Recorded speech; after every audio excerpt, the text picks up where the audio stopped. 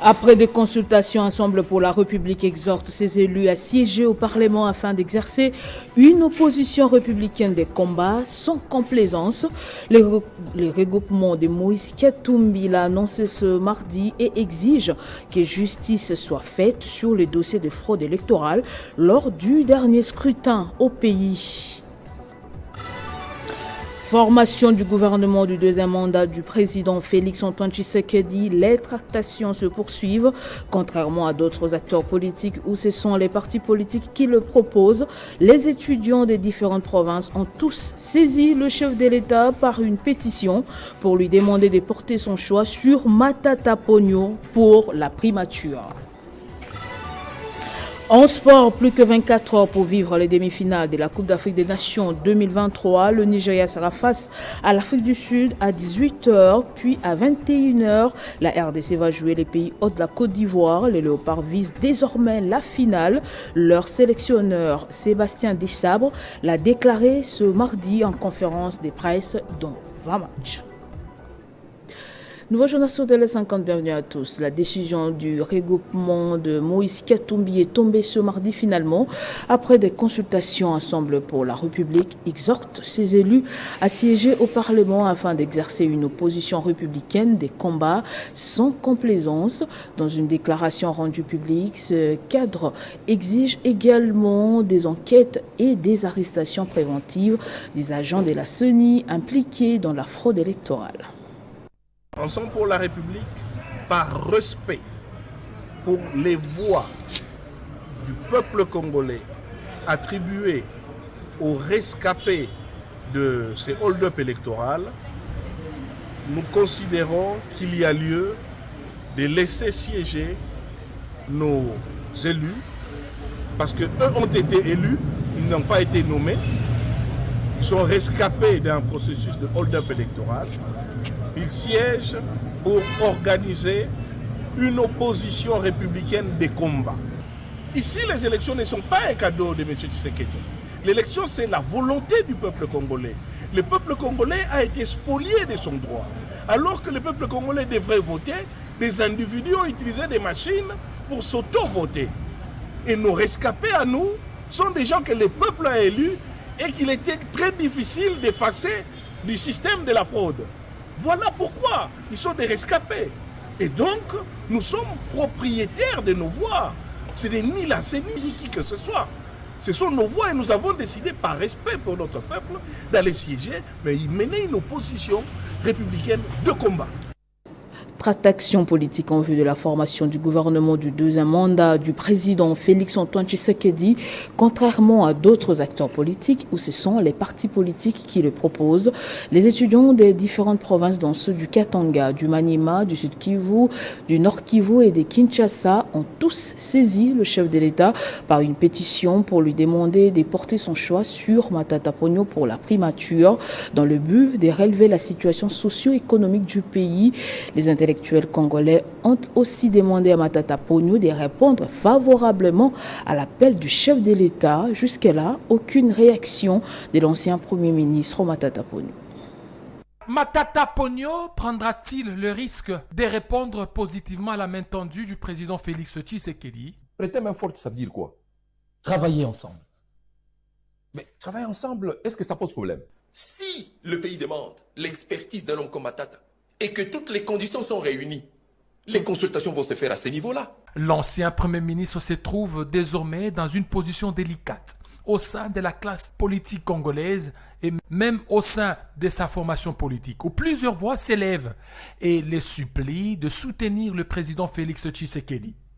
En l'occurrence, les étudiants et plusieurs couches sociales montrent des signes d'intérêt en signant une pétition adressée au chef de l'État Félix Tshisekedi et au sénateur Matata Ponyo, lui demandant d'accepter favorablement la main tendue du président Félix Tshisekedi, se justifiant par le fait que le bonheur et le bien-être collectif du peuple congolais dépendent de l'action gouvernementale, constatant en toute évidence que le bilan du premier mandat du chef de l'État Félix Tshisekedi a été mitigé, caractérisé par les détournements des deniers publics, L'insécurité grandissante, l'injustice sociale, la hausse du taux d'échange, les retards des paiements des salaires des agents et fonctionnaires de l'État, la hausse vertigineuse des prix des denrées alimentaires. Conscient qu'il manque aux côtés du chef de l'État un oiseau rare, devant conduire le gouvernement et concrétiser la vision du chef de l'État, le peuple d'abord. Après avoir passé en revue les bilans des différents gouvernements qu'a connu notre pays depuis l'indépendance à ce jour,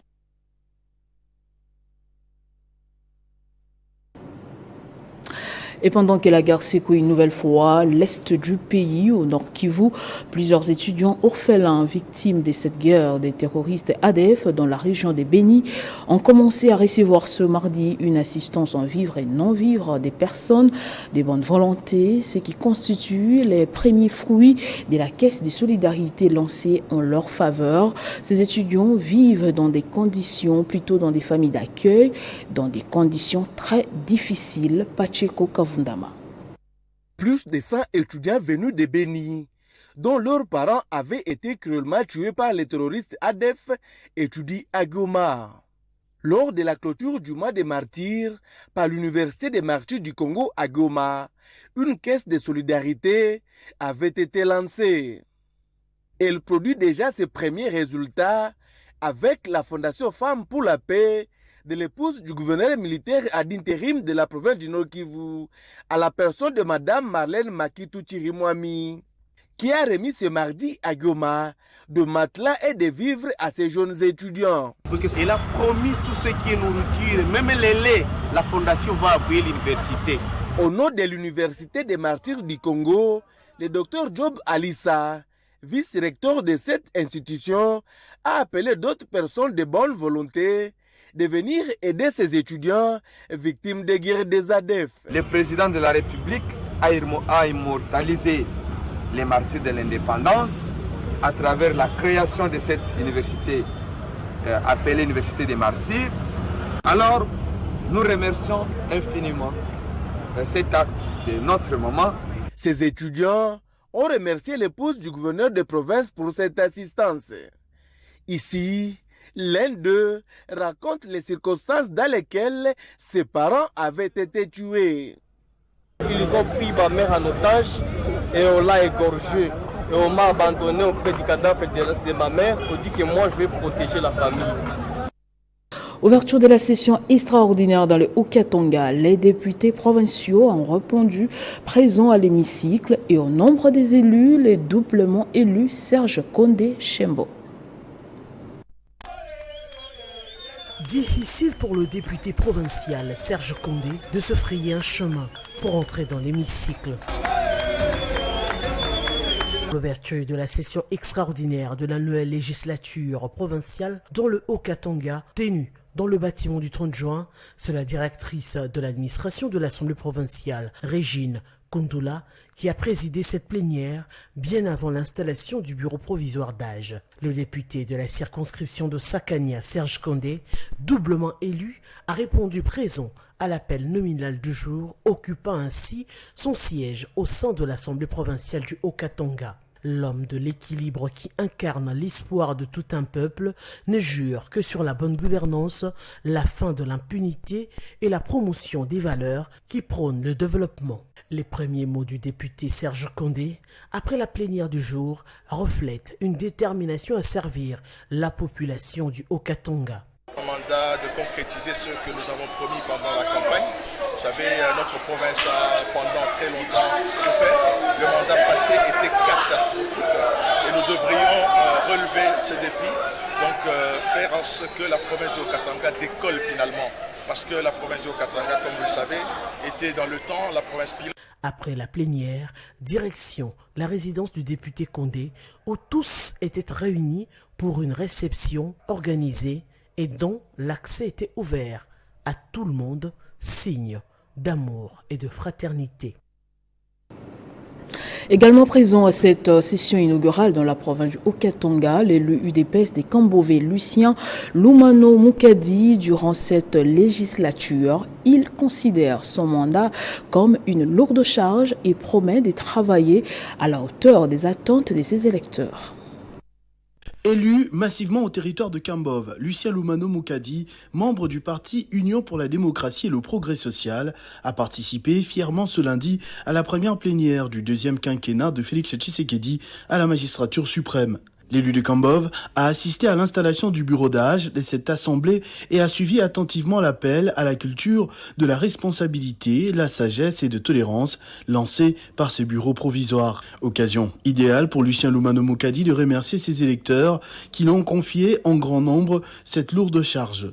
Il en a conscience et les a rassurés de faire de l'intérêt du souverain primaire la priorité des priorités. Une contribution en même temps pour la réussite du deuxième quinquennat de Tshisekedi, Félix, président de la République. Mais au-delà, c'est aussi une charge que nous devons assumer. Nous devons jouer dans le sens que nous devons être responsables et nous devons être redevables envers cette population. Donc nous promettons d'être fidèles, loyaux et travailler pour ses intérêts. Que la population place sa confiance en nous, qu'elle nous accompagne et que nous lui promettons de rester fidèles dans tout ce que nous allons faire. Lucien Loumano Moukadi, soutenu par toutes les couches de la population, a été le député le mieux élu de tout le territoire de Kambove.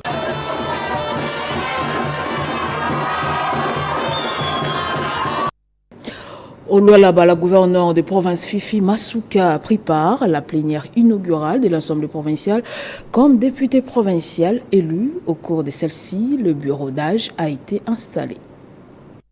Les nouveaux élus lualabais des législatives provinciales du 20 décembre dernier ont pris possession de leur somptueux siège ce lundi 5 février 2024. L'engouement était de taille déjà à l'entrée de l'hémicycle. La séance plénière inaugurale de la nouvelle législature a été présidée par les directeurs de l'administration de l'Assemblée provinciale. Le bureau provisoire sera conduit par les doyens d'âge, les députés Mathieu Kazembe Swana, secondé par les deux jeunes élus Gloria Kaangou et Amos Machao, respectivement premier et deuxième secrétaire. Ce nouveau bureau mettra en place une commission spéciale qui procédera à la vérification des dossiers de chaque député en vue de la validation prochaine de leur pouvoir, l'élaboration du règlement intérieur de l'Assemblée provinciale, suivi de l'installation du bureau définitif. Dans son allocution, le président du bureau d'âge a invité ses collègues députés à un engagement sans précédent et surtout à travailler dans une parfaite collaboration afin de trouver des solutions aux problèmes qui guettent le vécu quotidien de l'Oualaba. À votre dévouement et à votre sens élevé de patriotisme pour réaliser la tâche qui nous attend au cours de cette session. Aussi ai-je besoin de votre collaboration et du savoir-faire de tous pour accomplir la mission ainsi définie. Ayant été réélu massivement dans la circonscription électorale d'Écologie, la gouverneure de Lualaba n'a pas raté l'occasion pour participer à cette séance d'ouverture. Au sortir de l'hémicycle, des milliers de Lualabais l'ont ovationné, tenant des calicots, bâches et papiers où l'on pouvait lire « Soutien total à Fifi Masuka ». L'Assemblée provinciale de Lualaba aura au total 24 députés, dont des chefs coutumiers coptais. Et dans les Tanganyika, le député Christian Kitungwa fait partie des membres du bureau d'âge de l'Assemblée provisoire. Il a été désigné au cours de la session extraordinaire de février ouverte hier lundi. L'Assemblée provinciale du Tanganyika a ouvert ce lundi 5 février la session extraordinaire de février 2024, marquant le début de la 3e législature.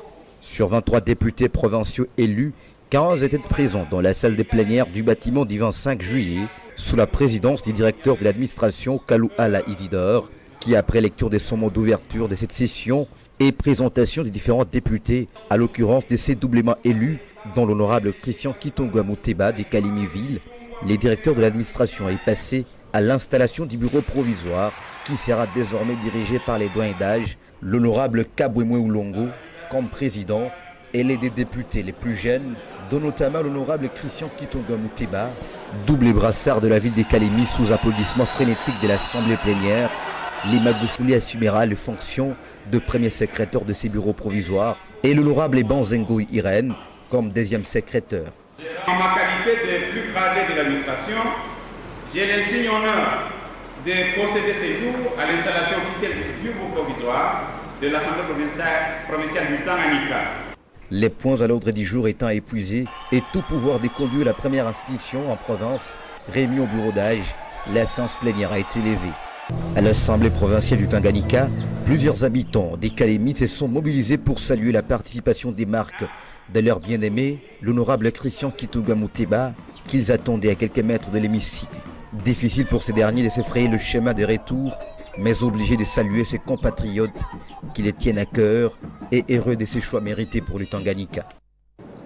Autre chose, il existe depuis cette année seulement, mais est déjà à pied d'œuvre, le Conseil consultatif présidentiel pour le pacte national de l'agriculture et de l'alimentation a entamé ce jour des discussions avec la firme AgriLiving afin de répondre à l'engagement du chef de l'État concernant l'intensification et la diversification de l'économie nationale. L'échange a tourné autour des moyens à mettre en œuvre pour garantir l'essor du secteur agricole. De nouveaux projets vont être bientôt présentés. Reportage Gaëtan Koubaborandi. C'est un des engagements du chef de l'État qui commence à prendre corps. La transformation des produits agricoles, les défis majeurs, répondre à la crise alimentaire qui connaît le pays suite au manque de production locale et à dépendre de l'importation. À gauche, la partie congolaise, représentée par le Conseil consultatif présidentiel, par le pacte national de l'agriculture et de l'alimentation, une cellule de la présidence de la République nouvellement créée, et à droite, la firme sud-africaine AgriLiving, venue offrir ses services après avoir fait des preuves un peu partout en Afrique. Claude Kipeleka attend beaucoup de cette firme, tant les défis sont importants. La première des choses, c'est arriver à ce que le peuple congolais puisse bien se nourrir. Donc, nous devons arriver à accorder aux Congolais la sécurité alimentaire. Ça, c'est un des objectifs importants. Et à côté de cela, il faut arriver à réduire les importations. Une fois que les choses sont faites correctement, même l'industrialisation sera boostée. Fort de son expérience de plus de 4 décennies et avec une présence en RDC depuis 2010, AgriLiving a-t-on accédé au marché congolais grâce à l'accompagnement substantiel et administratif du gouvernement. Nous, plutôt, ce que nous suggérons à l'État, c'est réellement d'avancer avec nous en misant sur ce qu'on a comme compétences, ce qu'on a comme expérience à partager, enfin de les accompagner sur la partie conseil, que les projets puissent cette fois-ci être très bien conçus. Une prochaine réunion est prévue incessamment où des projets concrets à court terme et à long terme seront présentés, des projets qui intégreront le programme de développement de 145 territoires cher au président de la République, Félix Tshisekedi. Parlant de l'intégration de l'art et de la culture dans le système éducatif, l'Institut national des arts de Kinshasa et l'Open Society Initiative for Southern Africa ont signé un contrat de partenariat pour développer et mener une campagne de plaidoyer sans précédent afin d'améliorer la qualité et la pertinence de l'éducation du XXIe siècle en République démocratique du Congo. La table ronde a eu lieu ce mardi avec comme objectif de convaincre le gouvernement, le Parlement et les PTF à soutenir et à s'impliquer dans ces plaidoyers. Réunir autour d'une même table les décideurs pour lever des fonds de soutien pour la troisième phase du projet Art et Culture dans le système éducatif congolais, les membres de l'UNA et plusieurs structures dont l'Union africaine s'y sont réunis pour maintenir un dialogue permanent sur la question de la prise en compte de la culture et des arts dans le système éducatif congolais par la réformation des programmes scolaires. Un de ces jours importants, parmi les pionniers de l'éducation artistique, parce que nous avons des écoles de formation artistique au niveau supérieur. L'initiative vise à améliorer la qualité de l'éducation avec un contenu qui permettra aux générations futures d'approfondir les connaissances sur leur pays, de se découvrir, de se connaître, de valoriser leur patrimoine national et de développer leur identité à la lumière des valeurs universelles et des enjeux de l'heure. Toutes les nations, en fait, c'est une démarche mondiale où toutes les différentes nations sont en train d'adhérer justement à cette ligne directrice qui est donnée premièrement par les Nations Unies, mais aussi par des organes continentaux et régionaux. C'est fort de cette volonté d'apporter une contribution à l'amélioration de la qualité de l'éducation au moyen du renforcement du savoir-être. C'est fort de cette volonté d'apporter une contribution à l'amélioration de la qualité de l'éducation au moyen du renforcement du savoir-être des élèves par des pratiques créatrices artistiques et culturelles que s'est construit ce projet Art et Culture dans l'éducation. Il soutient le présent plaidoyer et les parties prenantes dans l'Union africaine à garantir un accompagnement technique et financier du plaidoyer et accepte de lever des fonds pour la continuité de la 3e phase de ce plaidoyer. Et en sport football, Coupe d'Afrique des Nations Côte d'Ivoire 2023, plus qu'un seul match sépare les Léopards dès la finale de cette 34e édition. Et pour tenter de soulever le 3e trophée de leur histoire, les Léopards doivent écarter les éléphants sur leur schéma ce mercredi. Et en conférence de presse d'avant-match, les sélectionneurs de 2 équipes n'ont pas caché leurs ambitions, celle de jouer la finale. Christian Bokaya, notre envoyé spécial qui a pris part à cette conférence de presse, nous résume les propos de Sébastien Desabre et d'Hermès Faye.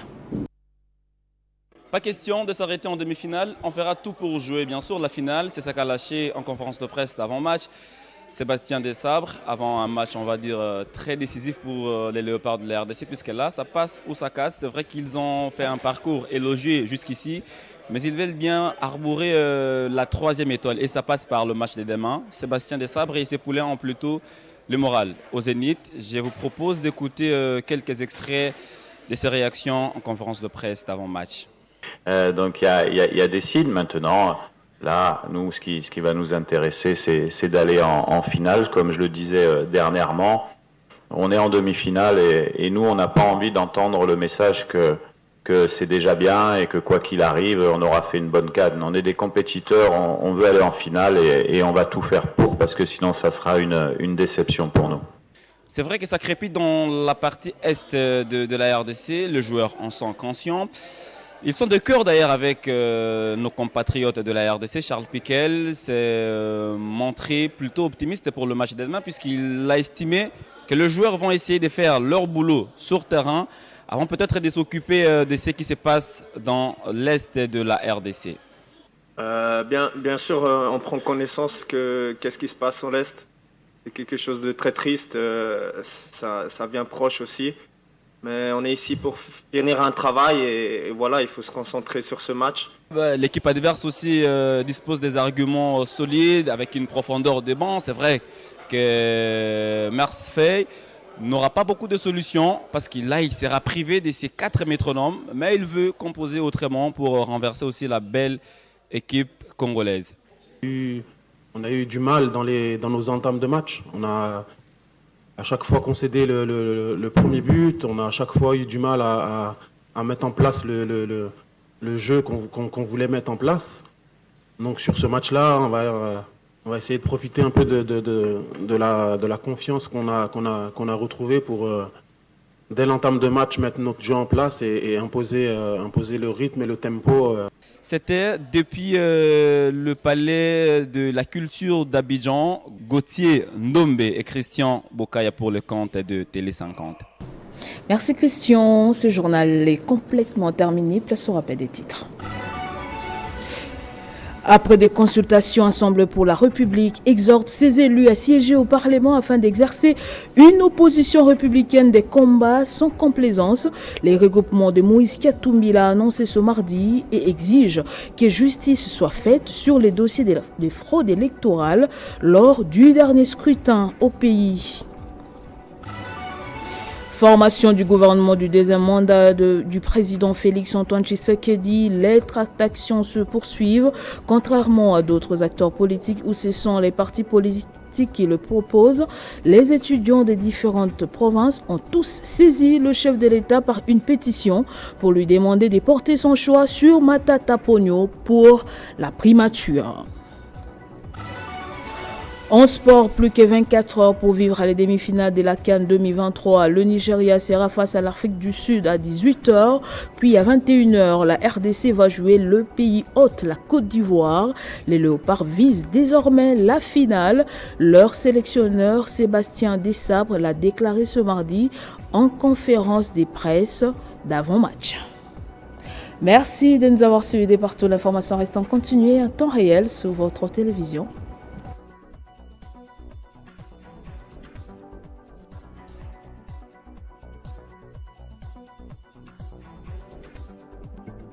Retrouvez toute l'actualité en continu sur www.tele50.cd.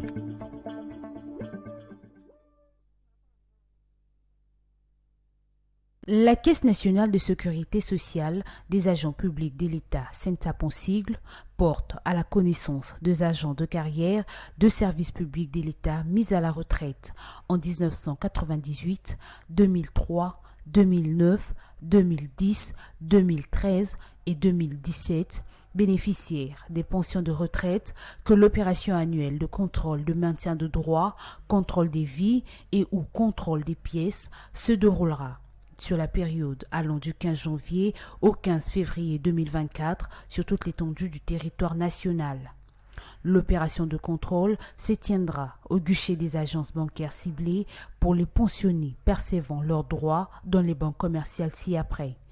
Access Bank, Advance Congo SA, Equity BCDC, First Bank, Finca, Robank, Sophie Bank et Trust Merchant Bank.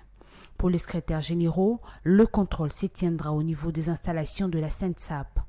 À cet effet, la CENSAP invite tous les pensionnés sous-évoqués sans exception à se présenter sur les différents sites de contrôle munis des documents ci-après. Pièce d'identité, carte d'électeur, passeport, permis de conduire en cours de validité, carte de sécurité sociale de la CENSAP. Les pensionnés vivant à l'étranger sont tenus d'envoyer sous pli fermé un certificat de vie à déposer durant la même période et pendant le jour ouvrable de 7h30 à 13h juste et de 14h juste à 16h30.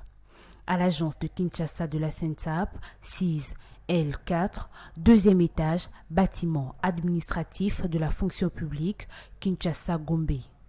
Au centre d'accueil du siège de la CENSAP, 6, numéro 473, boulevard Lumumba, Petit Boulevard, 8e rue, quartier résidentiel, commune de Limete. À l'agence de Lubumbashi de la CENSAP, 6, numéro 15, avenue du Parc, au quartier Makomeno, dans la commune de Lubumbashi, référence en face du terrain Kilima de la Gécamine. Notez bien, conformément à l'arrêté ministériel numéro 049/CAB VP MIN ME FP MA-ISP-JPI-2023 du 5 mai 2023 fixant les modalités d'octroi des prestations dans le cadre du régime des sécurités sociales géré par la CENSAP, le paiement de droits de ceux qui ne se présenteront pas à cette opération de contrôle sera suspendu. CENSAP, tous solidaires, tous bénéficiaires. Fait à Kinshasa le 9 janvier 2024, Mata Melanga Junior.